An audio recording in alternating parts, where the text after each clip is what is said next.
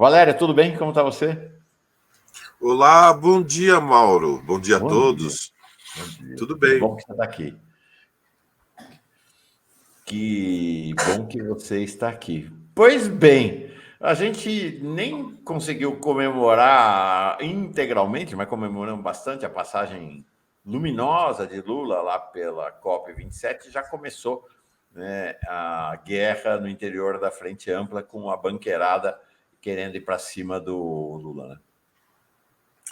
Pois é, você viu a carta, foi uma intervenção política que está tendo nos círculos mais poderosos importante repercussão. Já, bom, era previsível. Se trata de uma iniciativa política de grande peso. Armínio Fraga, Edmar Baixa, até o Pedro Malan, que nós não tínhamos notícias de que estivesse politicamente ativo, elaboraram um documento que singelamente é apresentada como uma carta, mas é uma tentativa quase, digamos, de mais do que de pressão, de um sequestro da vitória política do Lula nas eleições em defesa do que era o programa da terceira via. É uma manifestação do PIB, né? Quando nós nos referimos ao PIB, nós estamos tratando de uma fração mais poderosa dos grandes capitalistas brasileiros preocupados com o destino dos seus interesses. Você traz uma questão relevante, de fato, eu não tinha pensado nisso. Eles estão propondo um estelionato eleitoral, né? Eles estão propondo que quem perdeu a eleição governe e decida qual vai ser o destino do governo. É claro. É disso que se trata, é uma tentativa de decidir com o apoio de uma parte importante dos meios de comunicação que permanecem em mãos privadas,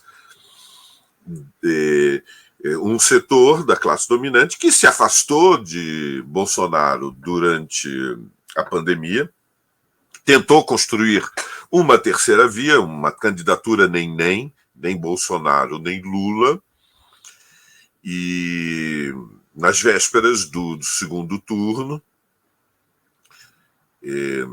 chamou ao voto em Lula e agora, apoiado na autoridade que mantém sobre a fração mais poderosa da burguesia brasileira, tenta incidir na disputa sobre os rumos do que será o governo Lula. Bom, o Brasil é um país curioso, que é que depois das eleições há um segundo processo, né, um terceiro turno, em que há uma disputa de ideias, de interesses, de programa, que se faz, evidentemente, de costas para a maioria do país. Bom, a carta, fundamentalmente, ela defende que há uma cláusula pétrea em que independe do destino das urnas e da vontade popular, e essa cláusula pétrea é que os interesses dos donos do grande dinheiro não podem ser contrariadas e que é preciso garantir tranquilidade de que os investidores na dívida pública, que entesouram a sua fortuna na dívida pública, devem poder dormir tranquilos. E que, portanto, não importa se o Brasil é, no último meio século, o país campeão de juros reais, que é disso que se trata. Ou seja, não há economia importante no mundo capitalista contemporâneo que tenha tido, na média dos últimos 5 decênios, 2 gerações, juros reais tão elevados como aqueles que são praticados pelo Estado brasileiro. É o engorda deitado. E na véspera da posse do governo Lula estão dizendo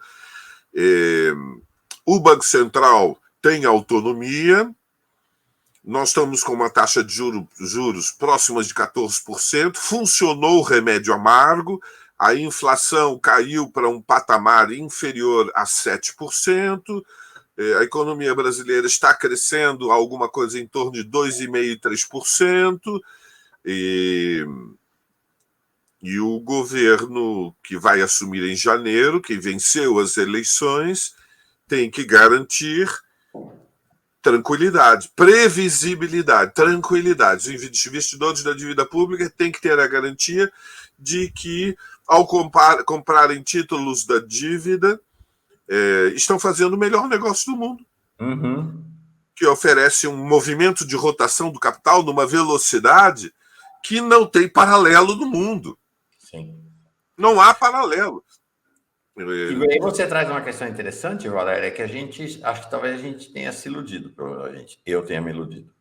Que é o seguinte: fiquei olhando para o terceiro turno, olhando para o Bolsonaro, de que o terceiro turno seria disputa com o Bolsonaro por Lula tomar posse, golpe, baderna e tal. E, na verdade, o terceiro turno que realmente importa, que decide o destino do país, é o terceiro turno com a banqueirada, né?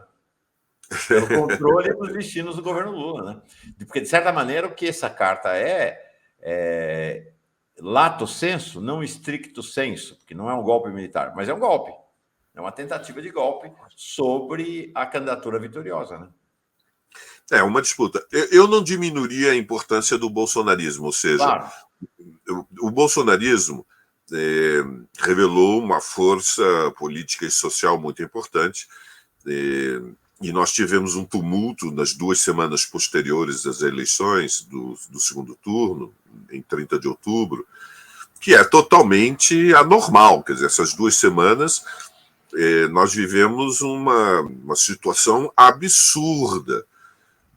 Nós tivemos, do dia seguinte das eleições, imediatamente após as eleições, antes que o Bolsonaro fizesse qualquer tipo de intervenção, de pronunciamento, reconhecendo o resultado eleitoral, nós tivemos centenas de bloqueios nas estradas. No primeiro dia, 70, 90, 100, no segundo dia, 600, 700 bloqueios.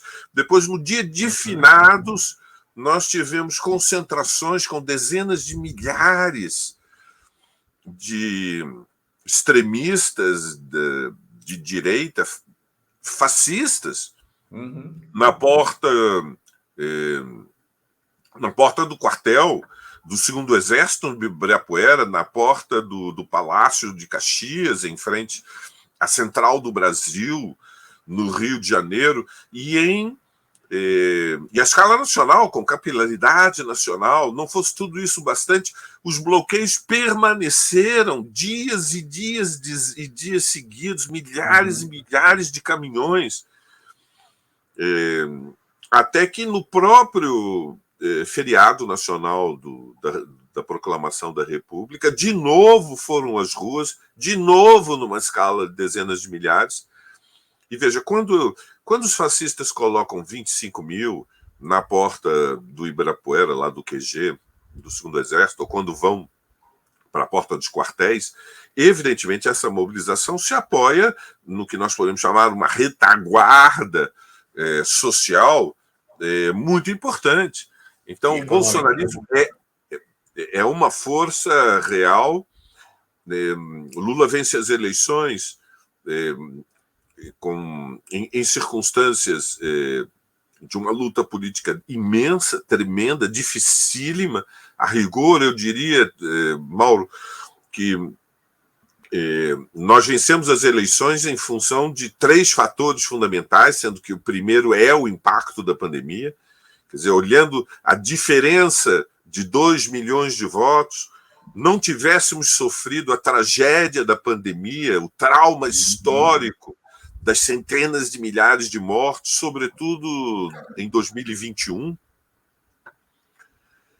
quando chegamos ao auge de semanas seguidas com mais de 4 mil mortes diárias, não tivéssemos tido a tragédia da pandemia, não fosse o Bolsonaro o líder de um projeto político bonapartista, ou seja, de mudança do regime, uma ameaça às liberdades democráticas, não tivesse ele permanentemente tensionado a relação com os tribunais superiores, feito ameaças diretas à esquerda, aos movimentos sociais, ao movimento sindical, ao movimento ambiental, ao movimento indígena, fracionando a classe dominante, levando aqui um segmento dentro da classe dominante tivesse se deslocado para a oposição e se nós não tivéssemos conquistado a anulação dos processos contra o Lula nos tribunais superiores e, finalmente, se no Brasil não existisse o Lula, ou seja, Sim.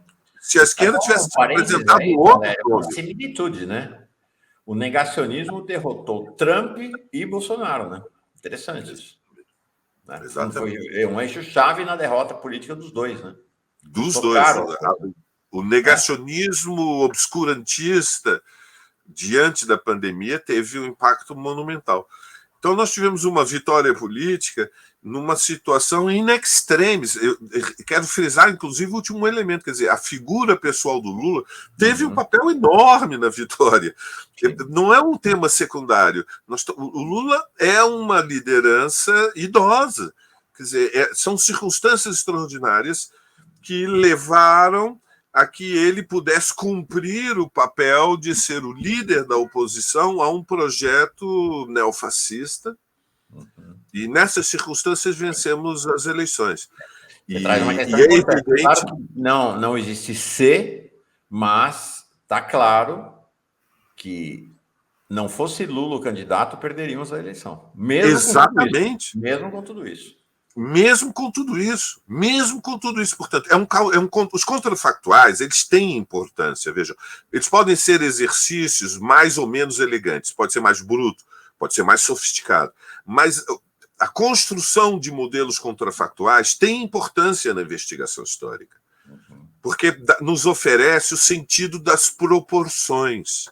Nós temos, evidentemente, que valorizar o fato de que o Lula tenha saúde para poder cumprir o papel de ser a expressão de uma vontade popular que outras lideranças na esquerda, que têm, evidentemente, audiência, eu diria, depois do Lula, a nova liderança popular que tem maior projeção, mais autoridade, mais respeito ao Boulos, mas que não poderia cumprir o papel em 2022 que o Lula assumiu. Não teria como cumprir esse papel.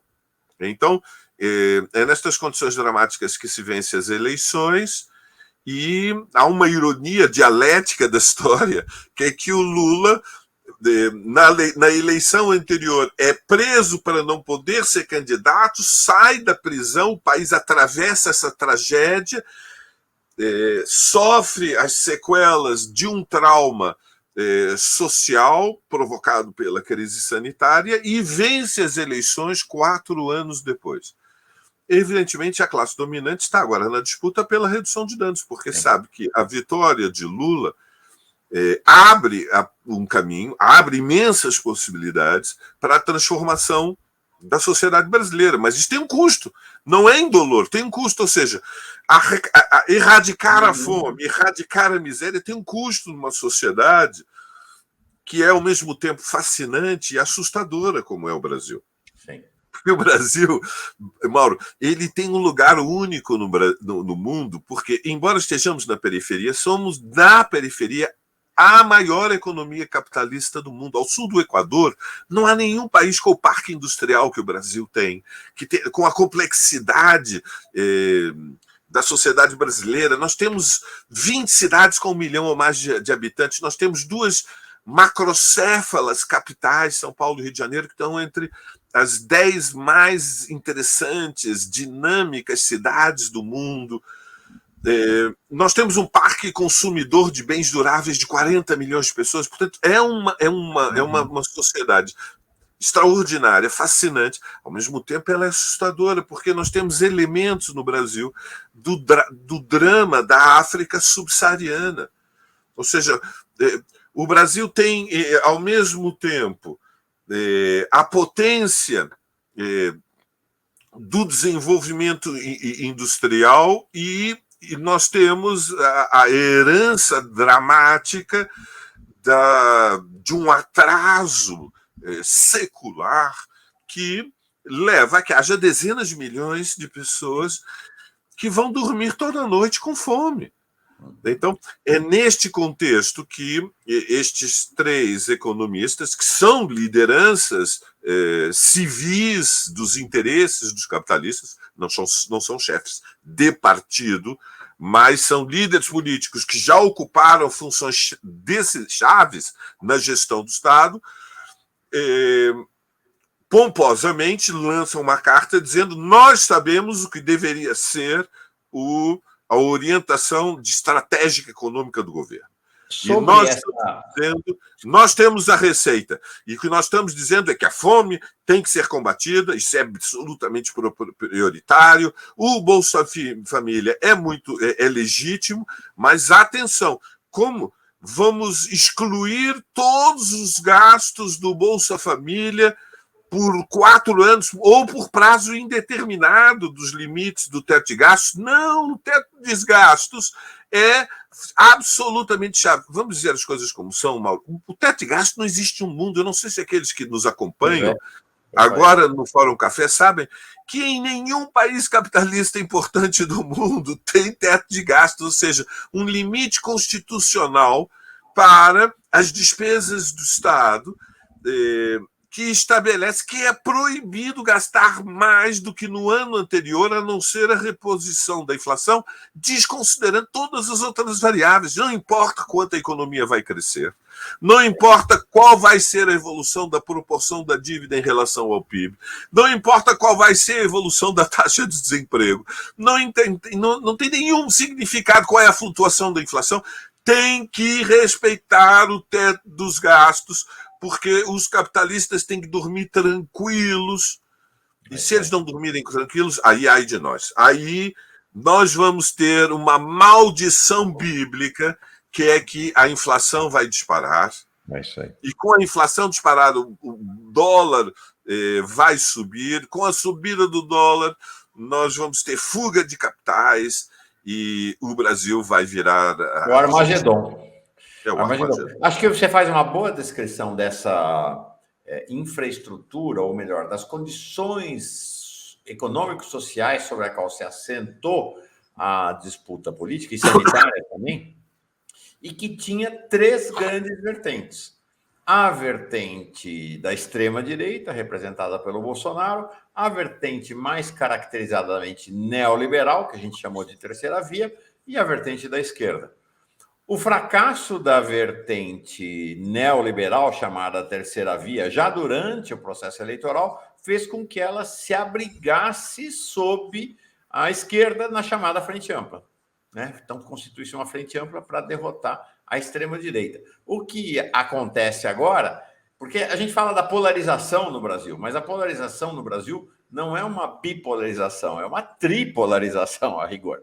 Né? Claro. Em que a terceiro elemento dessa polarização é exatamente esses segmentos neoliberais que eles se compõem ora na extrema-direita e agora se compuseram com Lula. Na medida em que ganhamos, eles tomam distância e voltam a se colocar como um polo, né?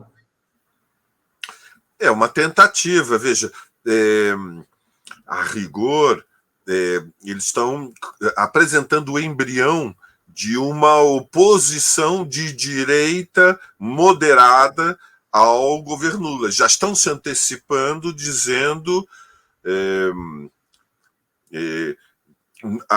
o país não pode continuar fraturado política e socialmente unicamente entre a esquerda e a extrema-direita liderada pela ala neofascista. É preciso uma direita liberal com sensibilidade social. Na verdade, portanto, o embrião de o que seria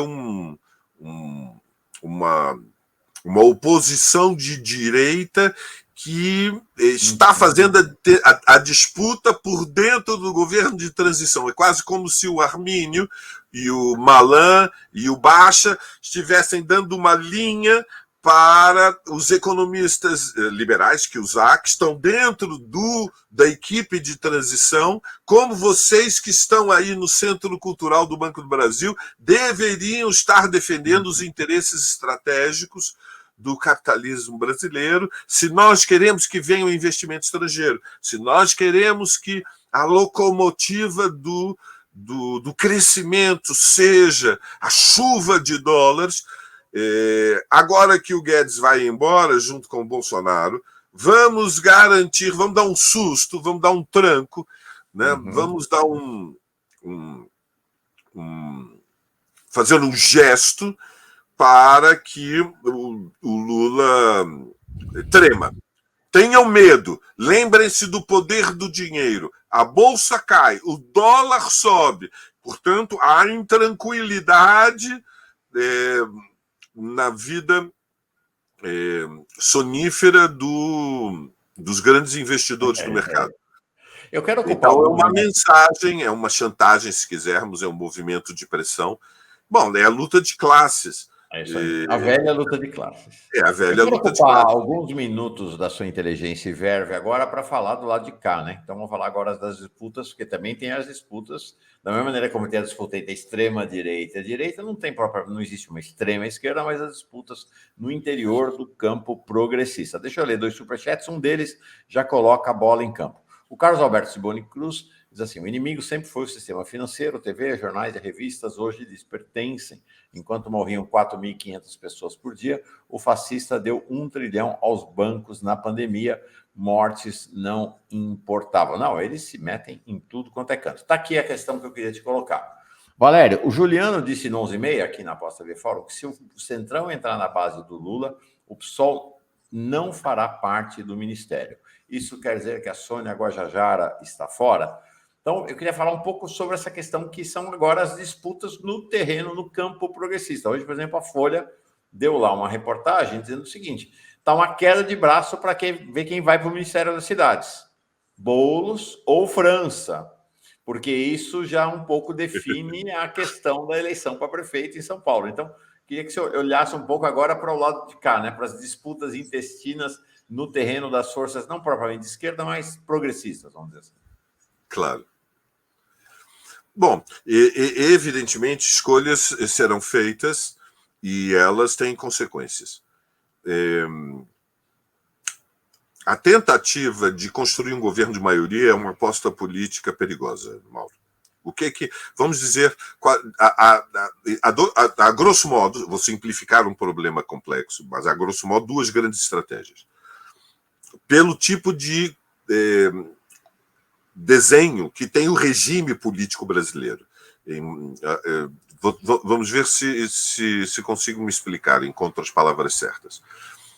No regime político brasileiro, que é um regime presidencialista, o presidente ocupa simultaneamente a função de chefe de Estado e chefe de governo, mas ele tem que apresentar os seus projetos.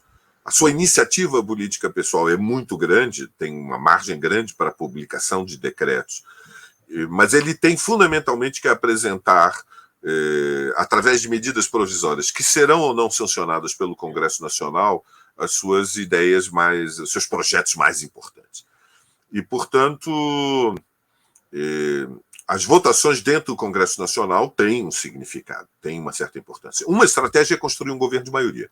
Bom, nós temos uma situação no Congresso Nacional que é sempre de uma maneira distorcida. Distorcida significa que tem uma deformação, uma expressão da relação social e política de forças. No Brasil, ela é distorcida porque os interesses dos grandes capitalistas agrários, financeiros, industriais, comerciais é desproporcionalmente maior do que o peso real que tem na sociedade por uma série de fatores que agora nós não temos tempo para desenvolver. Então, a esquerda tem, a rigor, entre 130 e 140 votos, num sentido lato, como você disse, os progressistas.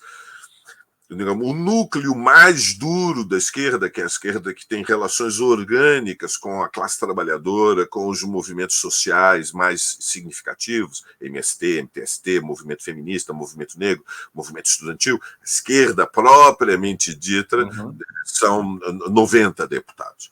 Portanto, num lato senso, a esquerda tem 1/4 dos deputados da Câmara de Deputados. 1/4. Bom, e quando nós pensamos a extrema-direita, eles têm a extrema-direita, lato sensu também, não só a corrente bolsonarista, eles têm mais de 200 deputados. A extrema-direita. Mais de 200 deputados. Então, a construção de um governo de maioria só é possível. De 25% de um lado e mais ou menos 40% do lado da extrema-direita. Né? Exatamente. Essa é a representação dentro do Congresso Nacional. Não é a que existe na sociedade. Na sociedade, a esquerda é muito maior, evidentemente. Sempre foi. Sempre a esquerda está subrepresentada no Congresso Nacional pelas regras do jogo. Bom, isto posto, há uma estratégia que é construir um governo de maioria. Foi a estratégia de 2003. Eu penso que é um erro. Vou explicar. Para construir um governo de maioria, é fundamental que o Lula consiga uma articulação política que inclua o MDB, PSD e a União Brasil. Muito bem. Isso tem um custo, né? Tem tudo, na vida, escolhas tem custos e tem benefícios. O custo é alto demais. Porque uma união, a construção de uma base sustentada, uma maioria governamental, uma base eleitoral do governo, incorporando o Kassab organicamente e o União Brasil, que é basicamente o Bivar e o ACM, para aqueles que nos acompanham ter uma ideia, não é que o Bivar tenha essa liderança toda, nem é que o ACM, né, tenha essa liderança toda, mas como são os dois nomes que têm mais visibilidade, então nós estamos falando de partidos que são amálgamas de interesses, quer dizer, não são partidos com um programa. Qual é o programa do União Brasil para a sociedade brasileira? Ninguém sabe. É por isso mesmo que a União Brasil não pode apresentar uma candidatura à presidência da República. Evidentemente, não apresentou. Ficou, evidentemente, defendendo os interesses mais imediatos dos seus deputados, porque não tem um programa para a nação. A aliança, a construção de uma aliança incorporando, portanto, uma parte muito significativa do Centrão, Juliano tem razão, tem um custo que é irreversível, que é impossível fazer as reformas que são fundamentais na sociedade brasileira.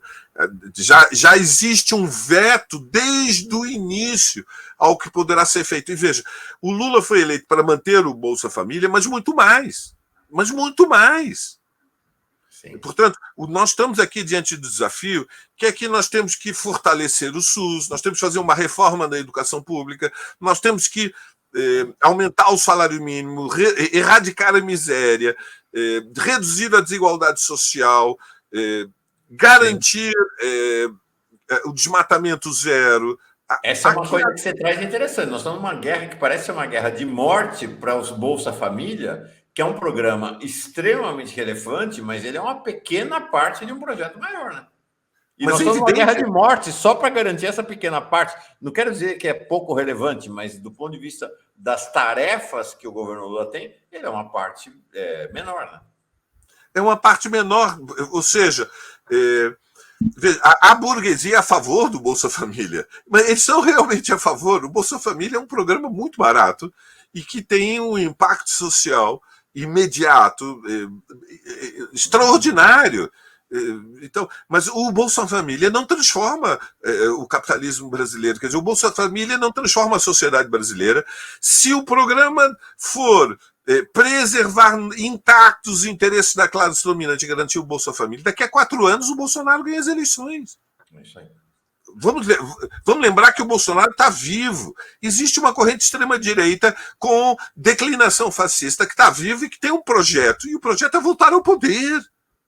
Eles vão se reposicionar para acumular forças e tentar disputar a volta ao poder. Eles não saíram das ruas, as eleições foram há menos de 3 semanas. Eles não pararam de infernizar o país. Nós estamos diante de um perigo real. Então, nós vamos ter que... Imagina se o Lula tivesse perdido. A gente já está nas ruas?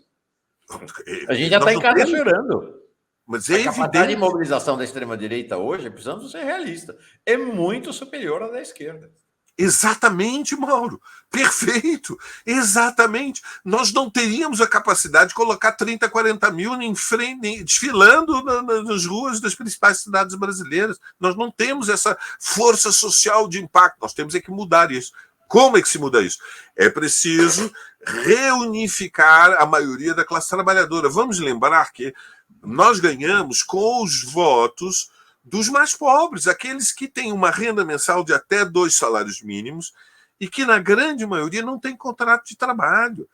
Quer dizer, quando nós pensamos nos mais de 50 milhões, metade da população economicamente ativa, que são os 33 milhões que têm carteira de trabalho assinado do setor privado, os 14 milhões de funcionários públicos distribuídos por todo o país, nesta faixa que é a maioria da classe trabalhadora que tem direitos sindicais, que tem contratos, enfim, aí nós perdemos. Perdemos por pouco, entre 2 e 5 salários mínimos, né? Perdemos por 3, 4, 5 pontos, mas de 5 a 7, por exemplo, já perdemos a 60 a 40, de 7 a 10 perdemos a mais de 63 para o Bolsonaro. Então, reunificar a classe trabalhadora é fundamental. Para isso, é necessário que o governo responda ao desemprego. É preciso, portanto, que o Estado brasileiro recupere capacidade de investimento para fazer obras públicas, para fortalecer o SUS. É preciso capacidade de investimento para ampliar a rede universitária e a acessibilidade dos filhos da classe operária à universidade. É preciso aumentar o salário mínimo e recompor as condições de vida dos 20 milhões dos 33 milhões que são aposentados. Questão, né? A burguesia, Ormínio Fraga apoia o Bolsa Família. Né? O tempo da Claro. oposição deles ao Bolsa Família passou, porque eles acham que é econômico e socialmente muito custoso para eles ter um país tão miserável. Agora, vai falar em aumento real do salário mínimo para ver o pulo que o Ormínio Fraga vai dar. Claro, porque isso impacta toda a escalada salarial e aí os custos produtivos ficam mais elevados. Aí o movimento de rotação do capital, que é a taxa de lucro, é aquilo que eles buscam desesperadamente, não é? Num apetite que é insaciável, ela se reduz. E o problema é que no Brasil essa taxa de extração, digamos, no vocabulário marxista, da mais-valia, o trabalho não remunerado, é muito elevada, é muito alta. Então, os desafios do governo Lula são muito grandes, portanto, há uma disputa imensa de qual é a estratégia política, e o governo, em maioria, é uma espécie de autocensura. Desde o início, nós já estabelecemos qual é o limite a partir do qual não vamos, porque senão rompe a base. A outra hipótese é que o governo tome iniciativas, projeto a projeto, e construa maioria social de fora para dentro do parlamento. Como? Mobilizando a sociedade. Por quê? Porque o Congresso Nacional ele não pode ficar de costas para a maioria da nação. Eles não são suicidas. Eles sabem exatamente aonde estão.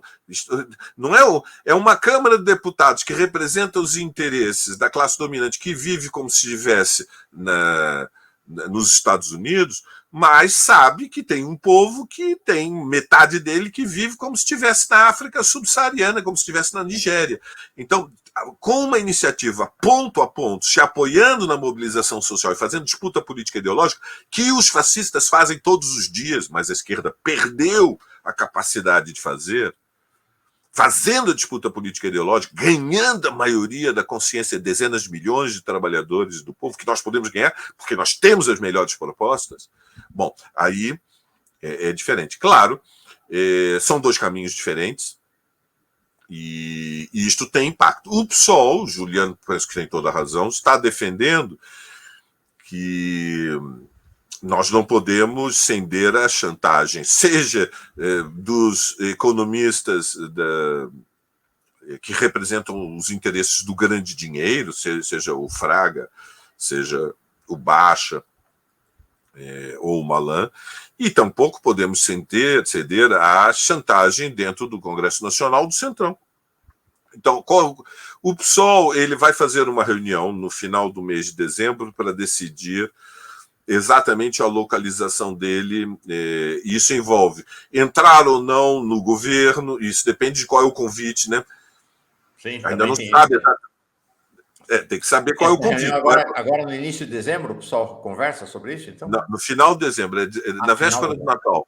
Tá. Eu não me lembro agora se é 17 ou 19 de dezembro. Teria que ver. É uma reunião do Diretório Nacional. Temos uma reunião da Direção Nacional, 17 a 19 de dezembro. Há várias hipóteses. Seguramente o PSOL vai ter, digamos, coluna vertebral, vai preservar a sua independência política, mas tem que decidir se entra ou não no governo.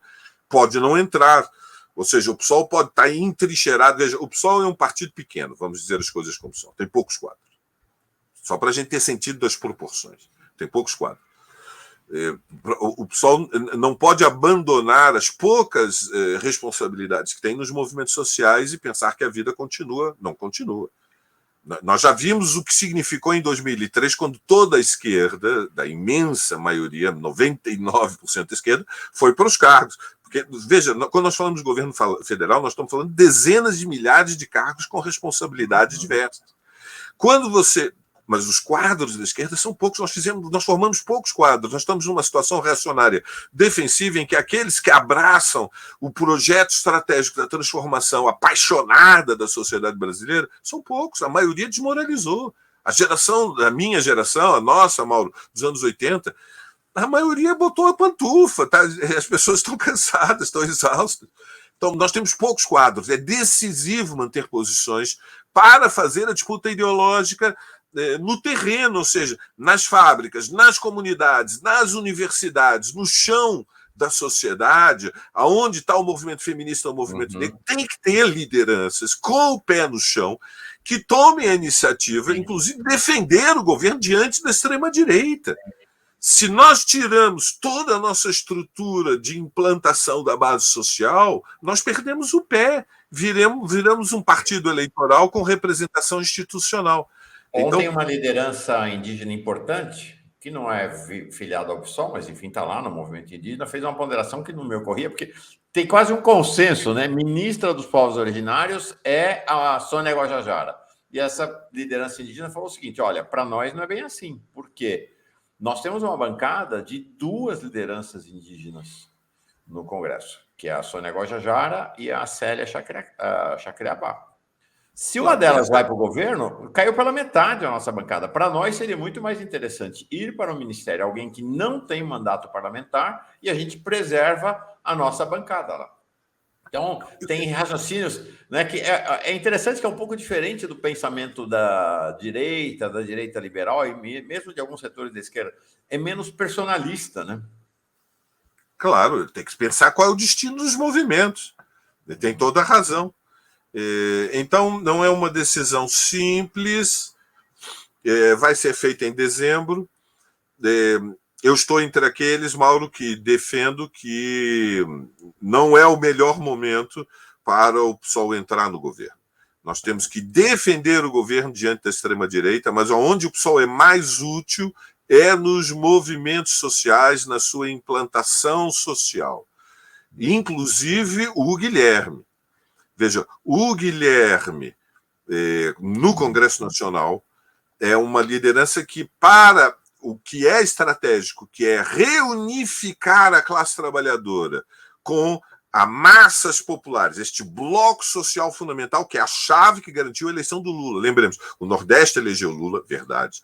Os que vivem com uma renda mensal de até 2 salários mínimos elegeram Lula, é verdade. Mas se nós não tivéssemos conseguido reduzir a vantagem do Bolsonaro na classe trabalhadora, que foi, em 2018, o horror, Mauro, um horror. Ele teve mais de 65% do voto dos trabalhadores do setor privado e do funcionalismo público. Se nós conseguimos reduzir isso, e com esta votação fundamental em São Paulo, vencemos as eleições. Perfeito. Foi assim que nós vencemos as eleições. Por quê? Porque nós recuperamos posições nas fábricas, recuperamos posições nas empresas, na estrutura da sociedade.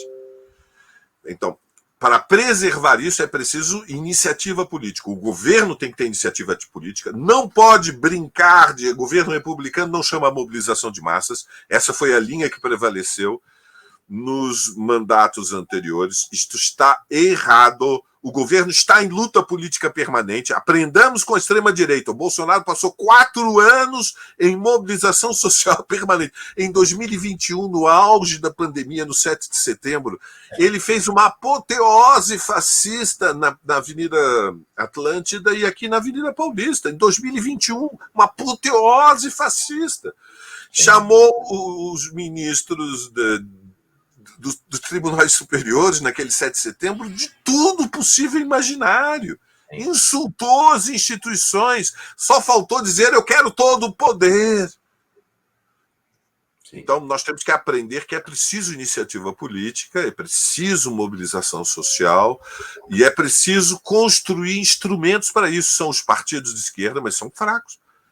Tem que potencializar os movimentos sociais. Aonde o PSOL é mais útil? Aonde a palavra do PSOL pode fazer uma diferença? É isso que nós vamos ter que decidir em dezembro, onde é que nós somos mais úteis para transformar a sociedade brasileira. Com os poucos quadros que nós temos, que são realmente poucos, Mauro, e uma parte envelhecida, vamos também dizer as coisas como são. Nós temos que formar uma nova geração de lideranças. Isso é um dos maiores desafios da esquerda. Um programa como o teu, aqui, é uma iniciativa de formação de novas lideranças. É evidente que o que nós estamos fazendo aqui também é formação política. Estamos, digamos, compartilhando uma experiência de como se atribui sentido aos fatos da realidade. Então, ontem, por exemplo, nós tivemos uma intervenção muito feliz do Lula numa reunião com os movimentos sociais, em que ele disse as coisas como são. Sim. Ele disse: nós temos aqui uma dívida social que é impostergável. O PT não foi eleito para continuar tudo as business as usual, para que tudo continue tranquilo e que para os donos da riqueza possam dormir e ter uma vida intestinal saudável. O papel da eleição da esquerda é garantir que haja mais oportunidades de trabalho, que haja redução da desigualdade social, que haja fortalecimento do SUS. E para isso tudo, nós não podemos sacrificar metade do orçamento do Estado para garantir o pagamento dos juros da dívida interna e pagamentos num patamar que é absurdo, que não tem paralelo no mundo, porque a taxa básica da Selic está em 14%, enquanto a expectativa inflacionária é inferior a 7%. Então são juros reais absurdos, de centenas e centenas de bilhões de dólares. Aí o Lula diz: bom, ao dizer isso, a bolsa vai cair, o dólar vai subir. Paciência. Eu adorei, paciência. Também. Valeu. Valéria, cara, essas análises são sempre muito cruciais. Eu gosto muito dessa capacidade que você tem, rara, realmente, de articular, pensar o pensamento da grande política com a política do pé no chão, da mobilização popular, e aí, olhando para a mobilização popular da esquerda e da extrema-direita também, né? E olhar essa guerra que acontece, onde assim, no chão de fábrica, para além do Salão Verde da Câmara das Deputadas e Deputados. Espero contar contigo semana que vem. Claro, com certeza, Mauro. Obrigado. Uma satisfação de estar contigo. Bom fim de semana. Aquele abraço. Abração. Bom, tchau, pessoal. Bom dia.